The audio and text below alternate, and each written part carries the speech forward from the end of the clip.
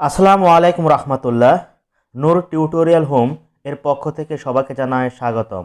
আশা করছি তোমরা সবাই অনেক ভালো আছো। আজ তোমাদের কাছে নিয়ে আসছি ষষ্ঠ শ্রেণী পঞ্চম সপ্তাহ বিষয় বিজ্ঞান, অ্যাসাইনমেন্ট নং 2। তোমার অ্যাসাইনমেন্টের শিরোনাম হবে সংবেদী অঙ্গসমূহের গঠন, কাজ এবং এর যত্নের সচেতনতা। চলো দেখে আসি আগে প্রশ্ন, তারপর উত্তরপত্র। ষষ্ঠ শ্রেণী বিষয় বিজ্ঞান, অ্যাসাইনমেন্ট নম্বর 2। তোমার অধ্যায় হলো ষষ্ঠ অধ্যায় সংবেদী অঙ্গ।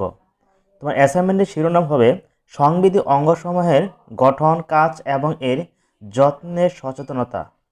আর শিক্ষণফল বা বিষয়বস্তু সংবেদী অঙ্গসমূহের কাজ ব্যাখ্যা করতে পারবে, সংবেদী অঙ্গের যত্ন নেওয়ার কৌশল ব্যাখ্যা করতে পারবে, সংবেদী অঙ্গের যত্নের বিষয়ে নিজে সচেতন হবে বা অন্যকে সচেতন করবে। তোমার নিচে ধাপগুলো অনুসরণ করে অ্যাসাইনমেন্ট লিখতে হবে। প্রথম কি বলছে, ক নম্বরে চোখের অন্তর্গঠনের চিহ্নিত চিত্র। চোখের কাজ, কানের কাজ ও যত্ন। তারপর ঘ নাম্বার হলো 7 ইন্দ্রিয়। এখন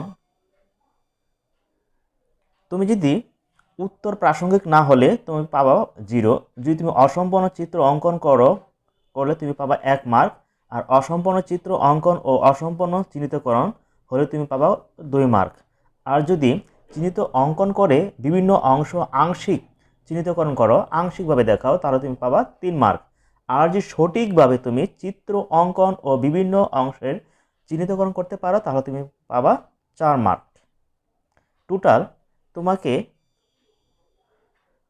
প্রশ্ন করতে বলছে, কয়ে তোমার হবে চিত্র অঙ্কন ও বিভিন্ন অংশ চিহ্নিতকরণ, আর ক্ষয় হলো চোখের লেন্স, রেটিনা ও আইরিসের কাজ কাজ।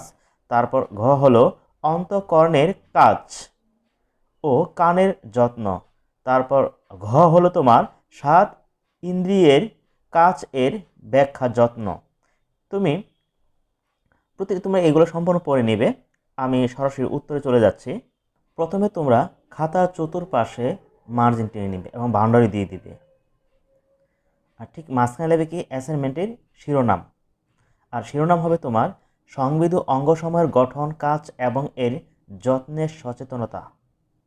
ক নং প্রশ্নের উত্তর। ক নং তোমাকে প্রশ্ন কি বলছিল কি, চোখের অন্তর্গঠনের চিহ্নিত অঙ্কন করতে বলছিল। তো এটি হলো তোমাকে চোখের অন্তর্গঠনের চিহ্নিত অঙ্কন। নিচে চোখের অন্তর্গঠনের চিহ্নিত অঙ্কন করে চিহ্নিত করা হলো।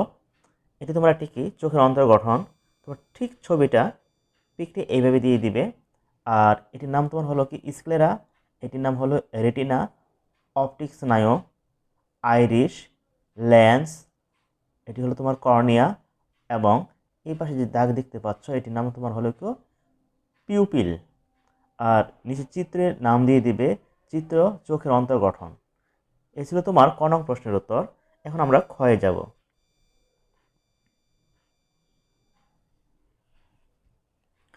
খ নং প্রশ্নের উত্তর।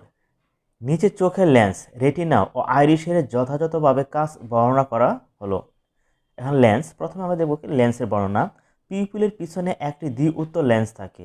লেন্সটির মাঝখানে দুই দিকে উঁচু এবং আগাটা সরু। লেন্সটি এক বিশেষ ধরনের সিলিয়ারি পেশি দ্বারা আটকানো থাকে। এই পেশিগুলো সংকুচিত ও প্রসারিত হতে পারে। রেটিনা, রেটিনা অক্ষগুলিকের সবচেয়ে ভিতরের স্বর। এটি একটি আলোক সংবেদী স্তর। এখানে রড ও কোন নামে দুই ধরনের কোষ রয়েছে। চোখের লেন্সটি চক্ষু গোলককে সামনে ও পিছনে দুইটি অংশে বিভক্ত করে। এই অংশগুলোকে প্রকোষ্ঠ বলে। আইরিশ, কর্নিয়ার পিছনে কালো গোলাকার পর্দা থাকে, একে আইরিশ বলে। আইরিশের মাঝখানে একটি ছিদ্র থাকে যাকে পিউপিল বলে। আইরিশ পেশি দিয়ে তৈরি, একে আমরা সাধারণত চোখের মণি বলে থাকি। আইরিশের পেশিগুলো সংকুচিত ও প্রসারিত হতে পারে। এখন আমরা দেখব কি গ নং প্রশ্নের উত্তর। নিম্নে অন্তঃকর্ণের কাজ ও কানের যত্ন বর্ণনা করা হলো। অন্তঃকর্ণ একটি অডিটরি ক্যাপসুল অস্থির মধ্যে অবস্থিত। অন্তঃকর্ণ দুটি প্রধান প্রকোষ্ঠে বিভক্ত। ইউট্রিকুলাস, ক নং হলো তোমার ইউট্রিকুলাস। অন্তঃকরণের এই প্রকোষ্ঠটি 3টি অর্ধবৃত্তাকার নালী দিয়ে গঠিত। এদের ভিতরে আছে খুব সূক্ষ্ম লোমের মতো স্নায়ু ও রস। নালীর ভেতরে এর রস যখন নড়ে বা আন্দোলিত হয় ও উদ্দীপ্ত হয় তখনই সেই উদ্দীপনা মস্তিষ্কে পৌঁছায়। সেকুলাস। অন্তঃকরণের এই প্রকোষ্ঠের চেহারা অনেকটা শামুকের মতো পেঁচানো, নালিকার মতো। একে ককলিয়া বলে। ককলিয়ার ভেতরে শ্রবণ সংবেদী কোষ থাকে। পেঁচানো নালিকা এক ধরনের রসে পূর্ণ থাকে। কানের যত্ন। কান আমাদের শ্রবণ ইন্দ্রিয়। কানের সমস্যার কারণে আমরা বধির হয়ে যেতে পারি। কানের যত্ন নেওয়ার জন্য যা করতে হবে তা হলো নিয়মিত কান পরিষ্কার করা, গোসলের সময় কানে যেন পানি না ঢোকে সেদিকে সতর্ক থাকা, কানের বাইরের কোনো বস্তু বা পোকামাকড় ঢুকলে ডাক্তারের পরামর্শ নেয়া, উচ্চ শব্দে গান না শোনা। এ ছিল তোমার গ নং প্রশ্নের উত্তর। এখন আমরা দেখব ঘ নং প্রশ্নের উত্তর। ঘ নং প্রশ্নের উত্তর, জিভ বা জিহবা দিয়ে আমরা খাদ্যবস্তু টক, ঝাল, মিষ্টি, তিতা স্বাদ গ্রহণ করে থাকি। এটা আমাদের স্বাদ ইন্দ্রিয়। নিচে এর কাজ ও যন্ত্র ব্যাখ্যা করা হলো। জিহ্বার কাজ: খাদ্যের স্বাদ গ্রহণ করা, খাবার গিলতে সাহায্য করা, খাদ্যবস্তুকে নেড়েচেড়ে দাঁতের নিকট পৌঁছে দেয়, ফলে খাদ্যবস্তু চিবানো সহজতর হয়।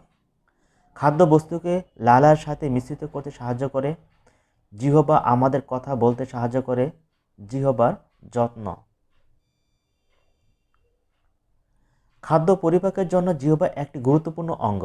জিহ্বার যত্ন নিতে হলে যা করতে হবে তা হলো দাঁত ব্রাশ করার সময় নিয়মিত জিহ্বা পরিষ্কার করা। শিশুদের নিয়মিত জিহ্বা পরিষ্কার করা উচিত, তা না হলে জিহ্বায় ছত্রাকের সংক্রমণ হতে পারে। অনেক রোগের কারণে জিহ্বার উপর সাদা বা হলদে পর্দা পড়ে। জ্বর হলে সাধারণত এটা হয়। এই সময় পানিতে লবণ গুলে কুলকুলি করলে ভালো ফল পাওয়া যায়। শিশুদের জিহ্বা নিয়মিত পরিষ্কার না করলে জিহ্বার উপর দইয়ের মতো দেখতে ছোট ছোট দাগ দেখা যায়। এটা এক প্রকার ছত্রাকের সংক্রমণ থেকে হয়। মুখ জিহ্বায় ঘা হলে অতি তাড়াতাড়ি ডাক্তারের পরামর্শ নিতে হবে। এখন চলো দেখে আসি এক নজরে পেজ বাই পেজ উত্তর দেখে নেই। এটি হলো তোমার প্রথম পেজ, আর এটি দ্বিতীয় পেজ, আর এটি হলো তোমার তৃতীয় পেজ। তো প্রিয় শিক্ষার্থীরা, এই ছিল তোমাদের পঞ্চম সপ্তাহের বিজ্ঞান অ্যাসাইনমেন্ট। যদি ভিডিওটি ভালো লাগে তাহলে সাবস্ক্রাইব করে দিও, পাশে বেল আইকন বাটন অন করে রাখিও পরবর্তী অ্যাসাইনমেন্টের উত্তর পাওয়ার জন্য। ধন্যবাদ সবাইকে। আসসালামু আলাইকুম রহমতুল্লাহ ওয়া বারাকাতুহু।